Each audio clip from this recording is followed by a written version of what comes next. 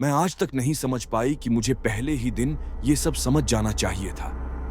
लेकिन जब आप नए शहर में आते हो अकेले, तो हर डर को नजरअंदाज कर देते हो। आप सोचते हो, नहीं यार, ये बस मेरा वहम है। बेंगलुरु में मेरी पहली नौकरी थी। पैसे ज्यादा नहीं थे, तो मैंने एक पीजी में रूम ले लिया। व्हाट्सएप ग्रुप पर फोटो अच्छे लगे थे, किराया भी ठीक था।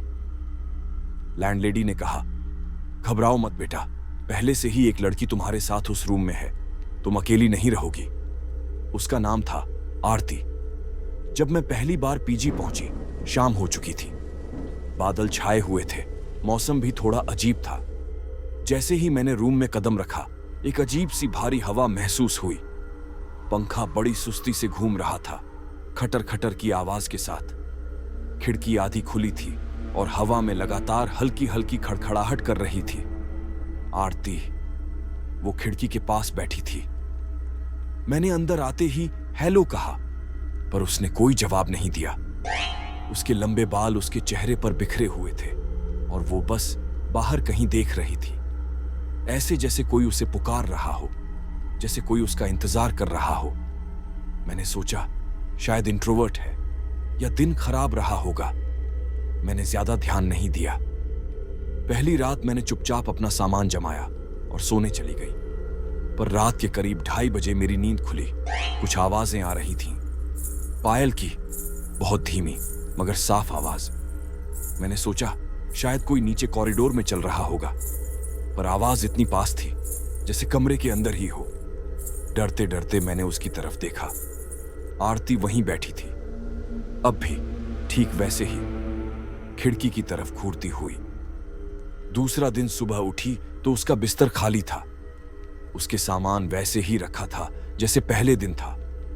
उसकी एक पुरानी डायरी भी उसके साइड टेबल पर खुली पड़ी थी। शायद जल्दी उठकर बाहर चली गई होगी, मैंने सोचा। ब्रेकफास्ट करते वक्त मैंने बाकी लड़कियों से कैजुअली पूछ लिया, आरती कहाँ है? उनमें से एक लड़की ने मेरी तरफ ऐसे देखा जैसे मैं कोई मजाक कर रही हूं। आरती? कौन आरती? अरे वही, मेरी रूममेट। वो लड़की थोड़ी घबराई, फिर बोली, शायद तुम उस लड़की की बात कर रही हो जो रूम 6 में रहती थी, लेकिन वो कमरा तो अब बंद ही रहता है। कमरा नंबर 6, वही मेरा कमरा था। मुझे अचानक थोड़ी ठंडक सी महसूस हुई, लेकिन मैंने मन ही मन हंसी में उड़ा दिया। नई नई आती लड़की को डराना तो सबका शौक होता है। तीसरी रात मैं देर रात तक लैपटॉप पर काम कर रही थी। करीब 2:30 बजे फिर से लाइट चली गई। कमरे में बस इमरजेंसी लाइट की हल्की रोशनी बची थी। तभी मैंने नोटिस किया, आरती का बिस्तर खाली था, पर फिर भी मुझे किसी की सांसों की आवाज साफ सुनाई दे रही थी। भारी, गहरी, जैसे कोई मेरे ठीक पीछे खड़ा हो। मेरे रोंगटे खड़े हो गए। मैंने धीरे से गर्दन मोड़ी और इमरजेंसी लाइट की हल्की रोशनी में देखा, वो मेरे पीछे खड़ी थी। उसकी परछाई साफ। मैं चीखना चाहती थी, पर गला जैसे बंद हो गया था। और फिर उसने फुसफुसाकर कहा, तू मेरी जगह क्यों बैठी है? सुबह मैं फर्श पर पड़ी हुई थी।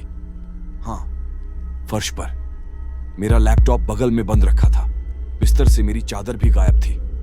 आरती का बिस्तर, डायरी, सब वैसे का वैसा, जैसे कुछ हुआ ही नहीं। मैं सीधे भागी लैंडलेडी के पास। आंटी, मेरी रूममेट आरती, वो। आंटी का चेहरा फीका पड़ गया। बेटा, वो धीरे से बोली। आरती पहली लड़की थी जिसने वो कमरा लिया था। बड़ी होनहार थी, लेकिन धीरे धीरे वो बदलने लगी। बस खिड़की के पास बैठी रहती थी, चुपचाप। फिर क्या हुआ? मैंने कांपती आवाज में पूछा। आंटी की आंखें भर आईं।